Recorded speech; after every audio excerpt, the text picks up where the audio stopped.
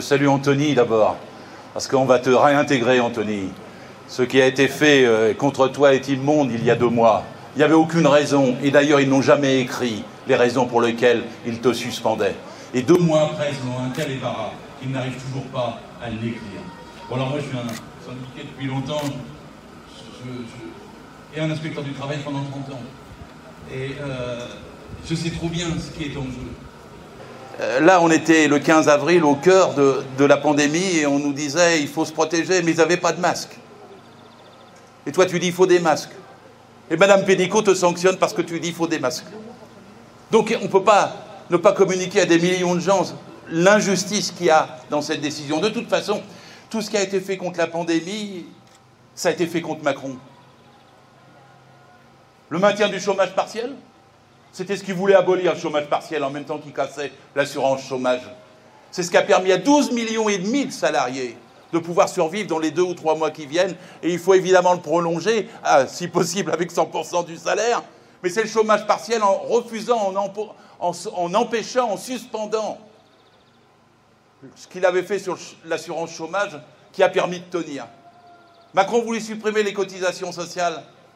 Et il voulait supprimer à sa façon la sécurité sociale, puisque son modèle, c'est une société ubérisée, sans statut, France start-up, dans lequel il n'y a plus de loi, il n'y a plus de droit, et chacun est soumis à son individualité face aux entrepreneurs et face aux financiers. C'est ce qu'il voulait.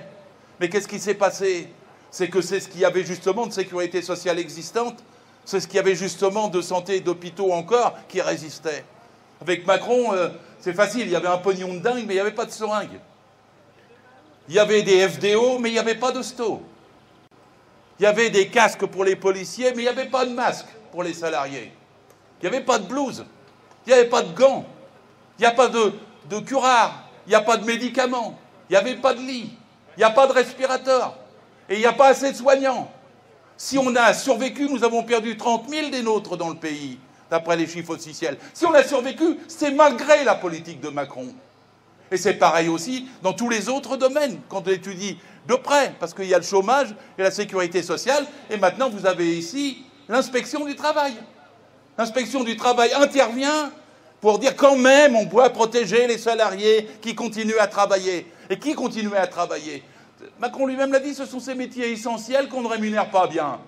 Alors les éboueurs, les caissières, les livreurs, les transporteurs, tout cela ont continué à travailler avec des risques et périls. Il fallait bien leur donner des masques. Non, non, on sanctionne un inspecteur du travail qui intervient pour qu'ils en aient. Et qu'est-ce qu'il y avait le 15 avril? Madame Pénicaud ne savait pas encore s'il y avait des masques puisqu'il n'en avait pas. Madame Pénicaud avait déjà 3 jugements des tribunaux, 3 qui disaient qu'il faut donner des masques. Et donc elle s'est dit, il faut que j'arrête ça. Et elle a pris Anthony comme cible et comme victime pour essayer d'arrêter ça. C'était ce qu'ils pensaient tous le 15 avril dernier.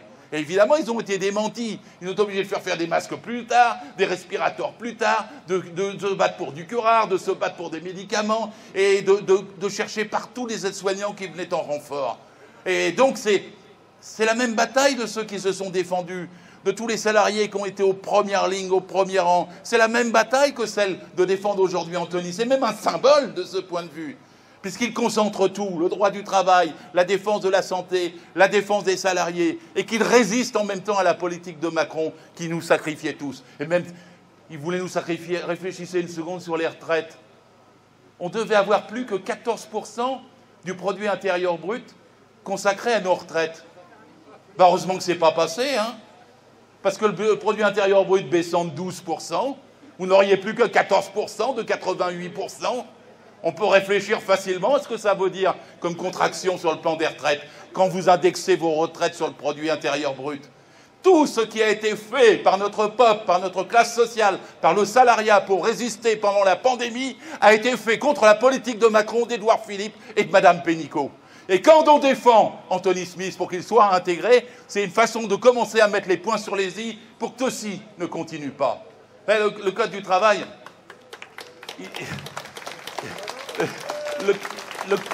Le Code du travail, j'ai l'habitude de le dire, mais c'est un droit intime.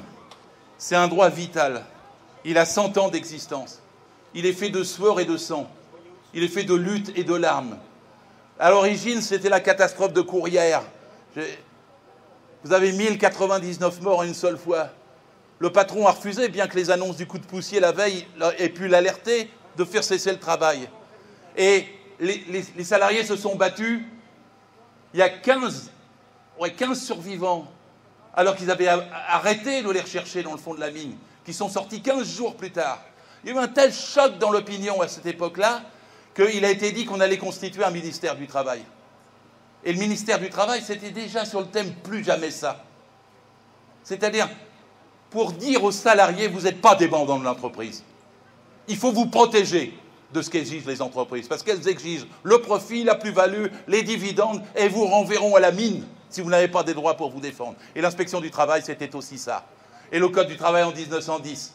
C'est-à-dire, on doit subordonner les besoins des entreprises à ceux des salariés. Et depuis quelques années, on nous dit l'inverse. Il faut subordonner les salariés aux exigences des entreprises. Non! L'OIT dit non. Nous disons non. Les droits des salariés doivent l'emporter. Et dans une des phrases de l'OIT, Bernard, il y a aussi écrit que les inspecteurs du travail ont pour mission d'alerter les gouvernements en place du sort qui est fait aux salariés. Les inspections du travail ont pour mission d'alerter les gouvernements en place sur le sort qui est fait aux salariés. Ce n'est pas au gouvernement d'alerter les inspections sur ce qu'ils ne doivent pas faire en faveur des salariés. C'est l'inverse, le système qui est le nôtre. Et Mme Pénicaud est à l'inverse de ce système. Et quand nous nous battons pour que Anthony soit réintégré, nous nous battons pour remettre le social au cœur, nous nous battons pour qu'ils arrêtent l'ensemble des politiques destructrices de nos droits sociaux, que ce soit l'assurance chômage, que ce soit nos retraites, que ce soit la sécurité sociale et que ce soit l'inspection du travail. Bravo Anthony, tiens bien, on va gagner avec toi.